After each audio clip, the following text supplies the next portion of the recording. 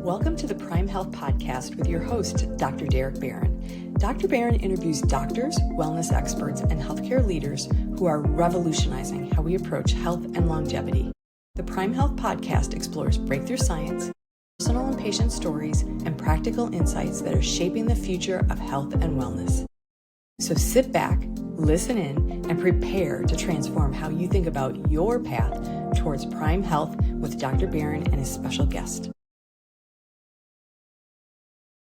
Welcome to the Prime Health Podcast. I'm your host, Dr. Derek Barron, and I'm here to bring you cutting-edge insights and practical strategies for your journey to optimal health in life and in your business. Today's episode is particularly exciting because we have an amazing guest, Dr. Michael Kaye of the Center for Functional Health. However, before we dive in, a message from our sponsor, Grow Solutions, because brilliant healthcare professionals shouldn't have to choose between patient care and practice growth and life. We handle the business side so you can focus on what you do best, which is working with your patients and enjoying your life outside of the practice. We eliminate your biggest headaches, new patient lead generation, patient communication breakdowns. If there's some operational chaos that you might have, we might have frameworks or processes that can help along the way. And of course, yes, we help you implement AI and AI agents. So Grow Solutions is not an agency or a vendor. We are a growth partner of yours. So if you've ever thought or said this to yourself, I'm too busy to grow, too slow to scale, or too overwhelmed to fix it, we can help you with that. Drop the word grow below or feel free to reach out to me on any of the social platforms. But you're here for one purpose today, and that's to meet our guest and listen to his story. It's my pleasure to introduce Dr. Michael Kaye, a distinguished chiropractor and functional medicine practitioner, and the founder of Center for Functional Health. Dr. Kaye holds a diplomate in musculoskeletal rehabilitation, is a certified functional medicine practitioner. He has also completed advanced training through the Institute of Functional Medicine's Applied Functional Medicine in Clinical Practice program. With a career spanning since 1988, so he's a young fellow like me with his gray hair beauties that are on here, Dr. Kaye is recognized as a leading authority in gut health, cardiometabolic health, and lifestyle medicine. He has helped thousands of patients optimize their well-being through his integrative, evidence-based approach to care. Dr. Kaye is licensed to practice in Pennsylvania, New York, and via telehealth in the state of Florida. He is a contributing author to 101 Great Ways to Improve Your Health and the sole author of A Boomer's Guide to Chronic Pain. In addition, he has co-authored 2 peer-reviewed papers on musculoskeletal dysfunction. Dr. Kaye is an active member of the Pennsylvania Chiropractic Association and the Institute for Functional Medicine and the Society of Metabolic Health Practitioners. Dr. Kaye, welcome to the Prime Health Podcast. Thank you very much. It's an honor to be here. I appreciate the invite. Absolutely. I'm excited for this. You've got a lot of knowledge. We're looking to see what we can get out of you from this. So I want to kind of start from an origin and purpose, not when your parents were thinking about it, but you as you were thinking about going into healthcare. What changed in your life, or was there a moment that said, you know what, I need to start a healthcare journey for myself? Yeah, thank you. There were 2 factors. So it actually goes back to probably 7th grade when my parents had to tell me, hey, listen, you have to go to day camp. You can't just be on your own, because both my parents were blue-collar workers and had to work, and I just could not stay on my own. So they said you have to go to day camp. And I remember this guy put up in his Dodge Duster, and great car, and he's like, hey, kid, grab me that 8-track. So we're going way back in time, right, because it's an 8-track, yes. And puts it in, and it's the Beach Boys' Endless Summer. And I am just taken back. What is this music? What are they talking about? And that's when I fell in love with California. Now, as a young individual, I was overweight. So my nickname was Pads. Now, I grew up in Philadelphia, so we had a wonderful gastronomical experience. So when we talk about the food pyramid in Philly, our food pyramid is like soft pretzels, cheesesteaks, hoagies, pizza, Golden Burst peanut chews.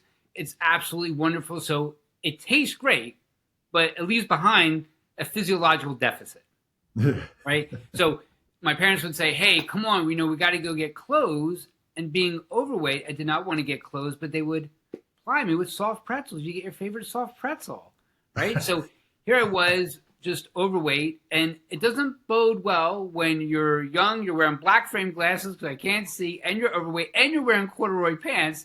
As you can imagine, this is not a fun time, right? No. So a little time goes on, and I decided to get involved with working out, exercise.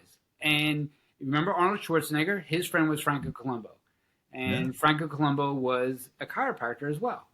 So we shed the weight, became an active bodybuilder, fell in love with the idea of chiropractic, that here I can help somebody and we can talk about ways to move, way to be healthy, way to eat. And that's when I fell in love with it. So by the end of ninth grade, I already decided I'm going to go to Los Angeles College of Chiropractic. So I was very lucky knowing this is the direction that I wanted to go. Now, watching my parents be sick was also the impetus for me to think there's got to be a different way. And when I told my parents around 9th, 10th grade, hey, maybe we shouldn't be eating the white bread every single day, right? Because you think about it, you have a sandwich, you take it to work or school, it's 2 pieces of bread. You do this 5 days a week, that's 10 in a week, that's 40 in a month. That doesn't include all the other bread-like products. And they were already pre-diabetic, not even having that term back then. And as time moved on, and I said, we need to change. I thought Michael had that eating disorder, but I was just saying, hey, we really got to slow our roll. They all had diabetes, they all had stroke, they all had heart disease, hypertension. And I saw that and I said, I don't want to physiologically suffer. So that was the impetus to say, hey, this is the way we're going to do things, at least for me. And the goal was, can I bring this to other people and have them change your lifestyle? Because if you can change that, then you just don't suffer. Yeah. Love it. Great experience. I love the fact of how you're bringing Franco Columbu into it and Arnold, and that you took taking the initiative back then when kids our age didn't really look at exercise as something to do additional. We would just do it was in gym class. And when our parents said, come home when the lights go out on the street, that was our exercise, but you went above and beyond. So that's a great way. That's a great story on what got you into it. So I commend you for that, Dr. Kaye. Yeah, absolutely. So you've been in practice as a chiropractor since 1988, but along the way, there's probably some things that said, okay, I'm a chiropractor. I think there's more to it than chiropractic, not saying that isn't a great practice as a professional, myself being a chiropractor, but what kind of led you to then advancing into creating the Center for Functional Health? You know, it's really interesting. I had my wife listen to a podcast some time ago, and it was Dave Asprey. You know, Dave Asprey does the Bulletproof coffee at one time. Now it's called Danger Coffee, is what he changed it to. And he was interviewing James Maskell, and they're talking about functional medicine. And they're talking about eating right, moving right, pooping right, getting the sunlight. And I said to my wife, listen to this. This is functional medicine. She goes, isn't that the stuff you do already? And I'm like, yeah, it is. And just they now call it something, right? So in the school I graduated from, we always did look at blood work. We always did ask, what did you eat? And what I noticed with my patients, because I don't have, for lack of a better term, a rack 'em, crack 'em practice, I spend time with my patients because we do a lot of manual therapy and we'll still do the adjustment. We do rehab. When you get an opportunity and an honor actually to speak with the patient, you learn about them, you learn about their family, that's when you pick up on these other things like, so your back's doing a little bit better. So what's going on? I'm just not sleeping well enough. Okay, well, how long has that been going on? And they tell you the story, like why they haven't been sleeping. And then you're like, okay, well, if we can figure this out and get you to sleep better, and we have restorative sleep, then you can probably heal better. So it's not just the back, right? It's not just the neck, it's the whole person. And then we just parlay this into like, okay, I can do functional medicine into the practice. And that's how we actually just brought them together. Yeah. And so you're a diplomate in rehab, which is great. So you did chiropractic, you advanced into doing more rehab, which goes hand in hand. And then you merged into doing more functional medicine because the tenets of chiropractic, up, down, inside out, why not take advantage of all of them? Correct. Yeah. Yeah. So you kind of diving into your clinical experience from your, practice, you specialize in gut and cardiometabolic health. What's one myth that you see that people are, hearing about, even health conscious people? What are they getting wrong? Right. So it seems like most of the day I'm combating what they're hearing, our patients are hearing on the internet, whether it be TikTok, YouTube, Instagram, Facebook. Pick your favorite social media, and that's what I'm combating, right? So it's trying to look at it as a person as a whole. So this week we get like, what about the parasite cleanse, right? So everybody's talking about parasite cleanse. I'm like, well, do you have a parasite? Well, yes, no, do you? Right? So, we want to find out what you really need. So one of the myths when it comes to guts is, I got parasites. Can a person have a parasite? Sure. Then the other thing they think about the gut, they think about, well, it's about digestion. And we do see a lot of people with digestive issues, bloating, cramping, constipation, diarrhea, my stomach feels tight. But when we talk about the gut, it's more than just the gut. So there is a gut-brain axis. There is a gut-oral axis. There's a gut-lung axis. There's a gut-to-gut axis, a gut-pelvic axis. So it's more than just, oh, I'm bloating. The whole thing is connected. So you want to look at, like, where is the breakdown? And that's what I love about functional medicine, because we're trying to understand the why. We can always throw a supplement at it. We can always throw a medicine at it. But we want to figure out the why. And that's what's important. So in the gut world, it's more than you just need a couple enzymes. It's more than a probiotic, right? Hey, Dr. Kaye, which probiotic should I take? I don't know. What's wrong with you, right? We got to let's try to figure out what you need as an individual. So it's very nuanced in the physiology. Hey, what should I eat? I don't know. Let's figure out what's wrong, and let's talk about what metric we're going to use to determine that this nutritional protocol or this supplement or this medicine is working. So that's really important. So that's in the gut world. In the cardiometabolic world, we're more than just a lipid, right? You're more than just your cholesterol count, right? So we like to look at not just the lipids, but we want to see how well your insulin is working, how well your C-reactive protein, what your inflammatory markers look like. That's well, we look at like the gut and the heart together. So the question is, what are those two things we see? Gut, well, you're more than just bloating, and in your cardiometabolic, you're more than just your cholesterol number. Yeah. So if somebody is sitting at home and they're watching this or listening to it and they're like, I think I have something wrong with me. Is there, I hate saying tip or trick, but is there something that you can help somebody understand about themselves that they might be experiencing this sign or symptom? And instead of going to ChatGPT to ask it, why not go to Dr. Kaye and ask him the question? Like, is there something you say when you have this issue going on in your life, you may want to consider giving me a call? Yeah. So let's talk about constipation, right? That's a common thing, right? So when I say to people, are you constipated? They say, yeah, I've always been constipated. And they think that just it's the norm, right? So just because something happens all the time doesn't mean it's a norm, right? So it's like, hey, do you get headaches? Only the normal headaches. But you're like, hey, it's not normal to have a headache. So if you're not going to the bathroom, that's a big red flag. So right off the bat. And then the opposite of that is like every time you eat something, you're now running to the bathroom. That's a red flag, right? So we want to be cognizant of both of those types of presentations. And when we talk about cardiometabolic, not just heart, but we're talking about insulin and blood sugar, glucose, hemoglobin A1C, C-peptide. We're talking about all that kind of stuff. If you're telling me you're getting up at night and you're drinking all the time, you cannot quench your thirst, then we have an issue, and we have to take a deep dive to see, hey, are you going from a pre-diabetic to a diabetic state, right? Yeah. So I think when you look at those kind of two things, those are important. And now you have also the people that say around 1 o'clock in the afternoon, my head is just dipping down, right? So that's not normal. Again, it may happen all the time, but that's not normal. So those are some signs that if this is occurring, we're going to have to dig deeper. Okay. I love it. I used to, not that I've done anything different, I think just how I approach it, but I used to be one of those guys that was hitting that 1 p.m. snooze. But then when I just for me personally, started doing some fasting and waiting till not eating until noon or 1 o'clock, those things, were avoided. Granted, I probably didn't want to sleep because I was so hungry, but, I soon accommodated to that. So there are many ways to approach, but at least you gave them some insights that people can be aware of to say, okay, I know there's something that's not just quite right. Let me be aware of these, few issues that might be having that lead me into, potentially a bigger diagnosis. Yep. So, Dr. Kaye, if you had 5 minutes with someone that's dealing with chronic pain or burnout or a chronic illness, what would you want them to understand most? Two things. One, you are not your diagnosis.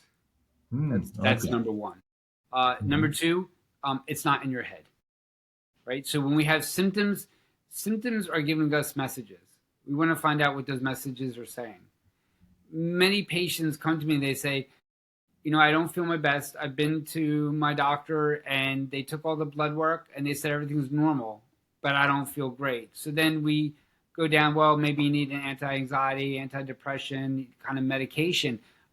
Sometimes you just have to dig deeper. And that's what's most important. So again, you're not your diagnosis. And a lot of people get wrapped up, especially in the chronic pain world, with their diagnosis.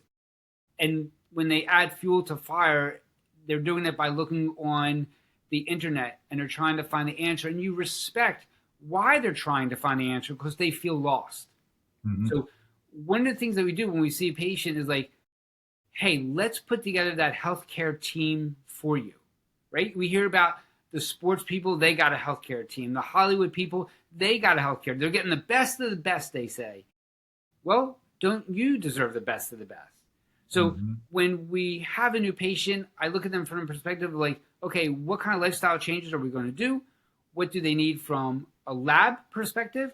And then who am I going to put together as part of this team? Do I need rheumatology? Do I need primary care? Do I need gynecology? Do we need a pelvic floor physical therapist? So we want to be able to put together a team for that patient. Now, the big thing is I try to work with doctors who actually speak with my patient, not at my patient. And I look for docs who will say, yeah, let's take this from a team approach. They understand what we do from a functional medicine perspective. They'll say, yeah, let's combine the worlds. Because it's not that one is right and the other is wrong or one is better. It's just part of the team. Yeah. So you set up for the average Joes to get a team for themselves of healthcare people, which is great. And like you say, in your practice, I'm sure it's not 5 minutes in and 5 minutes out. Time with the patient is a wonderful thing. And that helps you to hear them. They get to finally tell their story and you learn a lot from the story that's there. And then when you put a team together that understands how you approach them, it's totally a benefit for the patient. Yes, indeed. And it's a health journey. And that's what we look at. So when somebody wants to work with us, the first thing we do is what's called a discovery call. Okay. We say, hey, give us a call. I'm going to pop on the phone, 15, 30 minutes, hear your story, hear what's going on, see if there's something I can do. And if I can't, I'm going to get you to the right person from the beginning. And then from that point forward, we say, okay, here's the paperwork that you need to fill out. So we have initial paperwork. We have a portal. Everything's HIPAA compliant. And it allows me to see their story. They get to upload any labs that they want me to take a look at. So we're already getting a picture before they come in. And then when they come in, you talk about spending time. Our first visit is what I call knee-to-knee doctoring. Pull up a chair, go knee to knee and say, hey, what's going on? Not where does it hurt, but what's going on? And we'll spend the next 90 minutes together.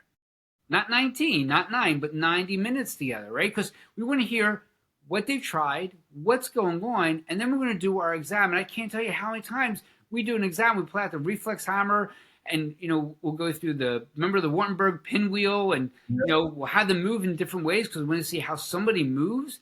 And they say, oh, my doc didn't do that. Yeah.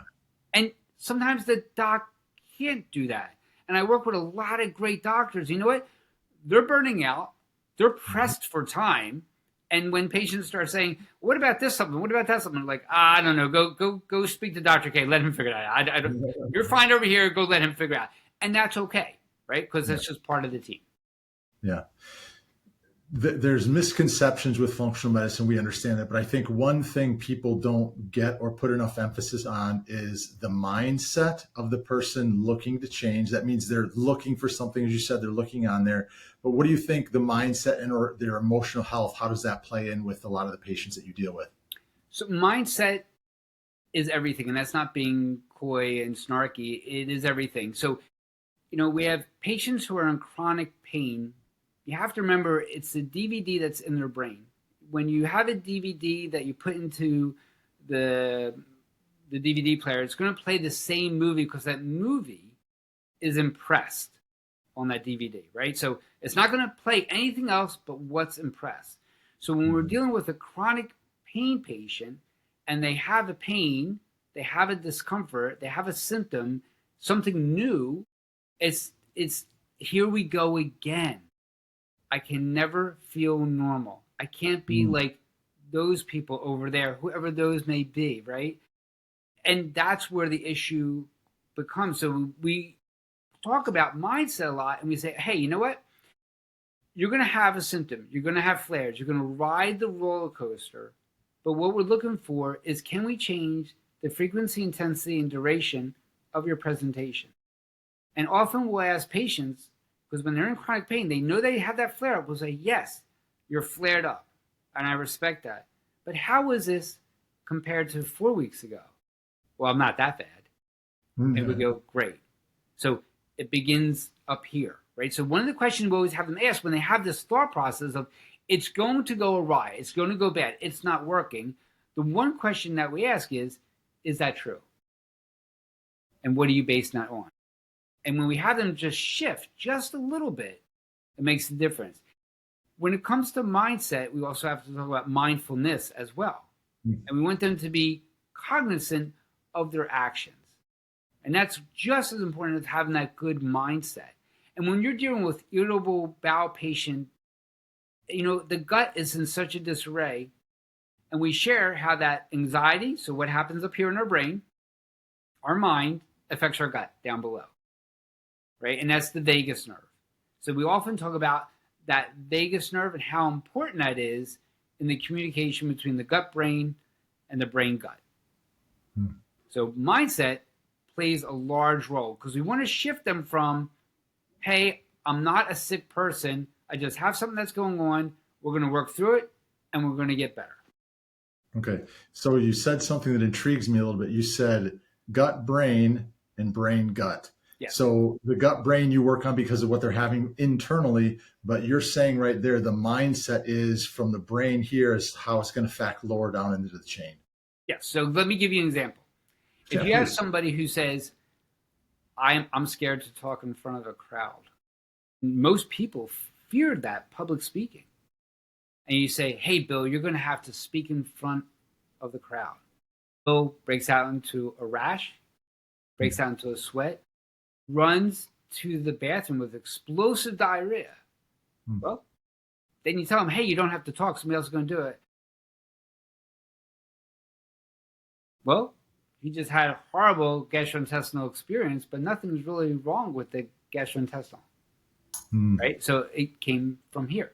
So if we can say that we can work ourselves up into a frenzy to create a symptom, then why can't we work ourselves up in the right way to not have that symptom?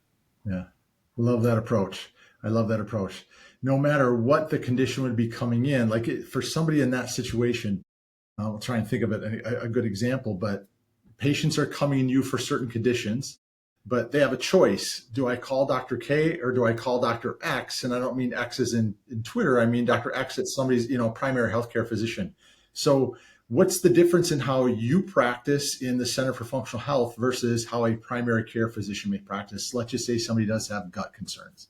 So typically in primary care, and again, I work with a lot of these folks and they're really, really good at what they do. So they'll look at it from that perspective of, what kind of medication do we need to get? But the first rule is to make sure that nothing nefarious, pathological is underlying, right? So sometimes it does involve, hey, let's get the colonoscopy. Let's do an occult blood stool test, make sure there's no blood in the stool. Sometimes we got to do endoscopy. And again, fortunately, I look at it from a team perspective and we'll see a patient will like, well, I'm not going to do that. And sometimes I'm like, okay, well, then I'm not going to treat, right? Yeah. So we have to be strong and say, hey, there are things that we need to rule out. This is the proper way of doing it. So that stuff aside, if everything looks good, then you're going to look at it from a perspective of, okay, so let's go on omeprazole, which Prilosec. Everybody loves their PPI, their proton pump inhibitors. And when they first came out, that was only supposed to be a 6-week course, right? So now you can go to Costco and get a case of like omeprazole, right? It's kind of crazy when we think about it. So look at it from what kind of medicine can I give it? And let me curb the symptoms that you have. Now, obviously, if it's not making the grade, hopefully they go back to the primary, and the primary will think outside the box and say, okay, maybe we need to do X, Y, and Z. Okay. Then you say, well, let's go to integrative. So we go to first conventional. You'll get a pill for every ill. And then you come over to integrative, and we want to be cognizant because sometimes you get a supplement for every symptom. And you're kind of like, well, that's kind of like the same thing, just a different product, right? So we want to be understandable what's going on with that individual and how are we going to change it. What I find interesting is often they miss like, hey, what's at the end of your fork? And we want to talk about like nutrition. So you got this gut issue, but nobody's talking about what's end of the fork. I spoke to a patient the other day. Their 17-year-old son has been dealing with tremendous gastrointestinal dysfunction, has been to all the top hospitals, and we got some amazing hospitals, amazing doctors here in Pennsylvania. And said, did anybody talk about what he's eating? Nah, they don't think it's worth it. Okay. Yeah. Sometimes we have to talk about what's at the end of the fork, because I say that's where the power is. So the power of health often is at the end of your fork. Yeah. I want to dive in. I'm going to get to some kind of patient care approaches a little bit further into this, but I want to ask kind of from your business perspective, for your practice from the functional medicine side of it, where do you essentially get most of your patients from? Do you see them locally, or do you also see telemedicine? We see them locally, right? So first they come into the office and I do the full exam, spending time with them. And then after that, we see them virtually. So what part of our program is they can work with us in two pathways after the initial eval. There are some folks, they just want the lab review and recommendation. So we set them up for labs. Maybe it'll be standard lab work. Maybe it'll be like a functional medicine test. It could be a GI 360 or GI map test. These are stool tests looking at imbalances in the microbiome. Sometimes we'll look at the hormone. Sometimes we'll use a Dutch test. Sometimes we'll use a micronutrient testing. That's okay. And then we say, okay, if you want more than that, you can join our 2-month intensive. So we have a 2-month intensive where we say, hey, here's the menu for the week. Here are the recipes for the week. Here's the shopping list for the week. It's even tied to Instacart. So we had to make it so simple that they can follow, because a lot of people are very busy. They don't have a lot of time. A lot of people don't cook. So we got to say, okay, here's how you can cook. Here's how you can save money, because what you're going to make for dinner, you're going to have the next day for lunch. And what we're looking at, because they journal every night, is like what they're eating and how they're feeling, so I can look at the trends. That's what's important. So we meet with them each week. I speak to them every week over 8 weeks.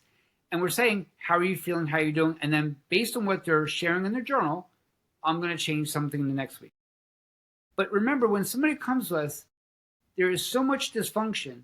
We know we have to talk about mindset. We know we have to talk about mindfulness. We know we have to talk about sleep. We know we have to talk about movement. We get all that. But it's so hard to discuss that if they're not feeling their best. So after 2 to 3 weeks, when we get some of that physiological buy-in where they say, you know what? My stomach isn't hurting as much. I don't feel as bloated. I'm waking up in the morning and I put my feet on the ground and they don't hurt. My knees are not bothering me when I'm going up the stairs.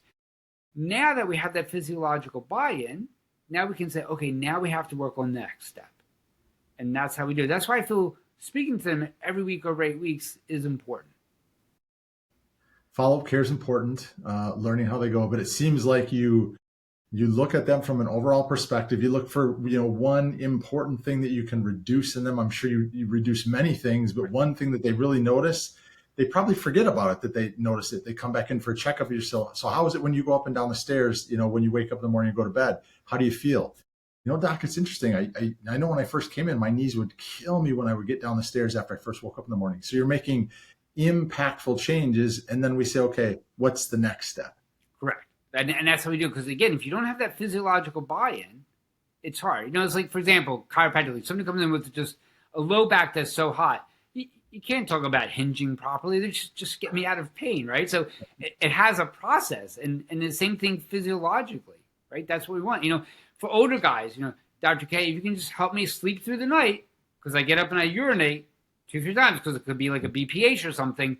What can we do about this? And we know that if we can get some better sleep, we get them only one time a night waking up, we're doing a great job, right? Because that sleep is restorative. So, sometimes we have to do an action step on one side to get result on the other side to give them a larger result. Yeah, love to hear that. From your personal business, where's the focus in your business? Growth, scaling? What are you working on right now? Yeah, so we got a couple cool things coming up right now, and thank you for asking that. So one of the things that we want to do is how do I scale this? How do I get this out to more people than just one at a time? Because I'll see 8, 10 people on a Friday, and then I see people throughout the week. And we say, okay, but how can we get this to go to where we're seeing more than one? So we're putting together kind of like a vital reset program where I'm going to be talking about gut, heart, and energy, because that's where it's at. It's the gut issues, it's cardiometabolic issues, and it's the fatigue issues. So we're putting together a nice 6-week program where we're going to go through that gut, heart, energy, and how do we change it around? What do we need to do nutritionally? What are the supplements that are good out there? What are supplements that are lousy out there? Because to be honest with you, it's the wild, wild west, right, when it comes to supplements. So we want to get the right ones for the right reasons. So we got that coming up. And then I plan to have a CGM challenge, a continuous glucose monitor. Did you ever wear one of those? I don't. My wife's a type 1 diabetic, so I'm used to it. If I wore one, I probably would not cheat as much as I do. So I probably should, but I have not. Right. I can tell you, I did one for a month. Absolutely fascinating. Again, coming from a family of diabetics, I wanted to dive in deeper, right? So it was interesting to see how certain portion sizes of food can make it really escalate. So one of the things I did a test with rice, and I measured out a serving of rice, 100 grams of rice, right, just to see what it's like. And you look at 100 grams, like, I eat that from the kitchen to the living room. That's only like 4 steps. What are you talking about? And it spiked, and we expect it to spike, and you want it to spike because that's how our body adapts to what's coming in, right? So that's great. And I said, you know what? I'm just going to eat my bowl. I'm going to put my butter in there. I'm going to put my salt. I'm going to go for the bowl of rice. And it spiked it even higher. Again, we expect that. The disconcerting part was the next morning when I woke up, I was 18 points higher.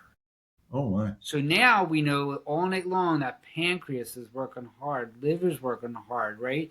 Insulin hormone is working hard. So obviously that was a test. I want to see what it was like, and rice is but a treat. Now you can say, well, berries are wonderful. I'm like, great, they are. I did blueberries, great. I did blackberries, great. Raspberries, great. I did strawberries. Wait a second, that's funky. Did the test again. And for me, in my physiology, strawberries, I really spike for whatever reason, right? So it was interesting to have that metric to understand how my physiology responds to the food I eat. So in this CGM challenge, everybody's going to get one of these CGM units, the continuous glucose monitor. They're going to put it on the back of their triceps, and we're going to talk about, we're looking at food, both the type of food and portion size, to see how you as an individual respond to the food that you're eating. And we think that's going to be pretty powerful. So those are the two things that are coming up that we're really looking forward to it. And we want to see how that grows. Yeah. So with that CGM challenge, how long is that for? A week? A month? No, so they'll get 2 sensors, and it'll be 4 weeks. And then what I'm going to do is, hey, I'm going to meet with them each week. They'll have recipes each week that they can follow, different foods that they're going to trial. And then we'll probably do like a follow-up to see what everybody got. And like, okay, now that we know this, we know this is how we move forward, right? So it's going from, hey, I used to be a 3-piece slice kind of guy. Now I do 2 slices of pizza. Now I do only 1 slice of pizza, right? So you want to be able to enjoy yourself. A lot of people come to us, they feel, you're going to limit me. You're going to take this away from me. And you're like, well, we're not taking anything away. We're trying to find out how you respond to the food you're eating. And often they often say, when they come in with such a disarray of a gut or numbers from a cardiometabolic perspective so elevated, when can I go back and eat what I used to eat? I'm like, well, why would you? Because that got you to come see me, right? We want to do that, right? We want to get you healthy enough so you don't need me, right? That's the goal. So it's like, you want to know about your physiology and how you respond to lack of sleep, to lack of movement, to different foods you eat. That's what we're looking for. I'm sure you'll do fantastic, and your patients are going to be very grateful, and they're going to be amazed at the results that they see from the not only the overall end of the challenge, but the initial, once they start eating their food they want, and they see the spikes, and it'll make them think differently. It's a good look into delayed gratification. You know, is 1 donut or is 2 better for you? Neither of them are, but it sure tastes good. So if you could delay and find something healthier for you, you won't have much of an insulin spike, which we know is such a problem for so many cascading of events that are on there. What's like the biggest challenges that you're facing right now in your business? That's a great question. How I can see more people. I work a lot of hours. So we usually start early in the morning. I won't give up my workouts. So I still train 5 days a week. Good for So you. we'll see people, Monday, Wednesdays starting at 8 a.m. and I usually work until about 9 p.m. when I'm done documentation. They're long days, and we'll see some functional medicine patients at night. Tuesday, Thursdays, a little bit shorter, just, start at 10 and around the same time. Fridays, we usually cut out by 7. There's usually nothing left. So the biggest challenge is like, how do we get this information out to help more people is the biggest challenge. So that's what we're looking at. Like, how can we provide different programs? But I don't want to lose that one-on-one connection, because I think that one-on-one communication really is what makes that person's health better and grow. Yeah. So right there, it teaches me a lot about your personal integrity and ethics. So I want you to be able to brag about yourself. Can you share a moment in your practice where the work that you did really changed somebody's life? Young man, 20 years old, gut total disarray, just unhappy in life with anxiety. It seems like a lot of our young folks have a lot of anxiety now. They have a lot of gut issues. So just not doing well. And we took a step back. And in this case here, we went completely grain free. So you'll hear gluten free, but we really just went hardcore. We went grain free, and we provide him with all the types of recipes and different things that he can do to make his food to where his gut no longer hurts. Now, that was extremely helpful.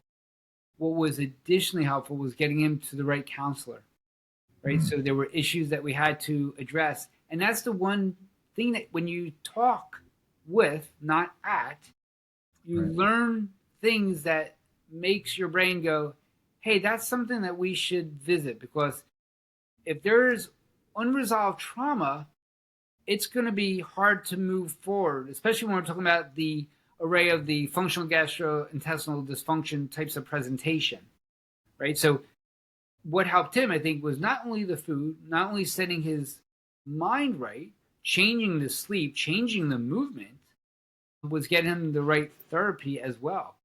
Outcome, just 2-3 years later, married, new job, house, different attitude, right? And he can now eat stuff that's gluten and not have a problem, but he knows his limitations. So that's a giant win for us. Mm-hmm.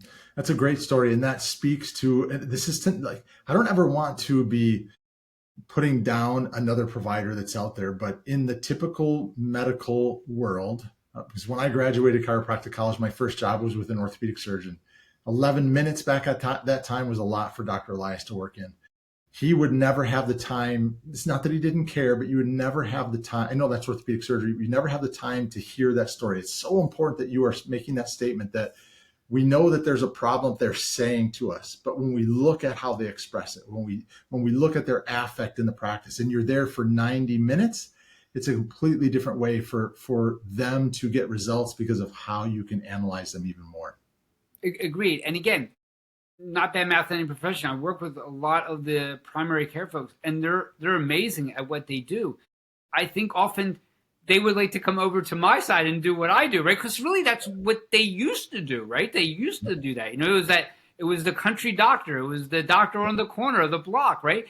This is what they knew, your whole family, right? Yeah. So I think a lot of them miss that, and they would like that. And they're often stuck in this, corporate overlord kind of thing, and you can understand they got to get a paycheck, and it's hard to run a business, right? I mean, this is entrepreneurship as well, and those guys aren't always built for that unless they've stepped down their own and and hang with guys like you who can teach them how to operate a business, because most docs, even chiropractors, nobody knows how to operate a business. So with the work that you do, that puts them on that right path. Yeah, so that's important. Yeah, very good. If you can work well in your practice, you enjoy it, like you put in long hours, but it seems like you enjoy from patient 1 to patient probably 30 that you see during the day, and that's fantastic. So that leads me in a question to think about: what do you want in your community or across the profession itself? Is what do you want the legacy of the Center for Functional Health? What do you want that legacy that you leave behind? The ripple effect, right? So if like back in Philly and New York, New Jersey, like, I got a guy, right? I got a guy that can help you, right? I want folks in my area is like, I got a guy for you to see. I got a guy. Yeah. Go speak to Dr. Kaye. He's going to help you. And if not, he's going to try to find something that helps you, right? But we're looking for that ripple effect, right? So if we can get to one person and get them healthy and they say, hey, now my spouse is eating healthier. My kids make fun of me, but they're eating healthier, then my job is done. Right? That's the whole thing. And, people that say, when are you retiring? I'm like, what? Wait, what word? Right? So my personal goal, go till I'm 80. So 61 now, go till I'm 80. Good. Probably 80 in a day if I can do it. 80 in a day. I love that. Don't do the George Burns effect. I want to make it to 100 and he's, dead at 101. Right. Okay. So I've got a few more questions to ask you, but inside the description of the podcast and all the details, we'll share your links, how they can learn about the programs that you have and everything. But if someone is listening to this, especially somebody that says, hey, I want to be part of his legacy, what's the best way for them to reach out to you in your practice? Yep. Just go to our website. We got a very cool website, and that's the centerforfunctionalhealth.com. We got a lot of great information there. We got a lot of blogs in there. We got some do-it-yourself kind of courses as well. So it's a great one. So that's the centerforfunctionalhealth.com. Okay. And again, I'll drop that in below. So 2 last questions. As a chiropractor, somebody that specializes in functional medicine, if you could give one piece of advice that would affect everyone's health in a positive way, what advice would that be? Can I do a advice end? So Absolutely. Thank you. Sleep and movement. So always working on your sleep is great. You can't go wrong by improving the restorative sleep that you need. That's really important. So that's one, and movement. Move it or lose it. End of story. There's no other magic behind it. Physiologically, you got to get those tendons, ligaments, joints, muscles, tissues moving, and you got to move. End of story. Yeah, love it. Great point. Everybody's like, can I do more than one? I'm like, of course you can. It's, some will only get one, but people like to cheat a little bit, but it's a great question to cheat on. So the last question I have here for you, Dr. Kaye, you're on the Prime Health podcast. What is your definition of Prime Health? Resiliency. Right? You have to be strong physiologically, psychologically, whatever life throws your way. If you can work on your resiliency, and that's your lifestyle, and it's something you will always work on, you'll be prime. You'll be ready. When you feel your best, come on, throw it my way. And when you don't want to do it, right? So you ask, how do I sum it up? It's resiliency. Yeah. I love it. Thank you for that. Every question, I have never had a repeat yet, which I love. Resiliency, that's very, very strong. So I appreciate it. Dr. Kaye, I just want to say thank you very much for sharing your expertise with us. You've got a very unique approach because of being a chiropractor, especially from your personal history of being a young kid. I love that transition from chiro to sports and rehab to functional medicine. All along the way, every piece adds on how you can take care of other people. So you and I, of course, we would love people to share the podcast, to get the word out about your practice, my business, what we do. We want more people to hear this. But I always say, what Dr. Kaye said, if there's one thing that you can take, and there's a family member, there's a friend, you played pickleball with somebody, you were out to coffee with somebody, they said something that sparked an interest of what potentially Dr. Kaye would help them with, please share that with that one person. The ripple effect, like he's saying, we'd love to be it to more, but can you share it with one person that this will be impactful for? We would love to have you do that for us. Selfishly, please subscribe to the Prime Health Podcast. We'd love to see more people subscribe to it and learn more about us. So as I wrap up here, until next time, remember that true wellness is a journey we are all on together. So whether you are taking charge of your own health or guiding others in theirs, every step forward matters. So I just ask that you stay committed to your Prime Health journey. And Dr. Kaye, thank you very much for being a guest on the Prime Health Podcast. Thank you very much. It was an honor. Appreciate it.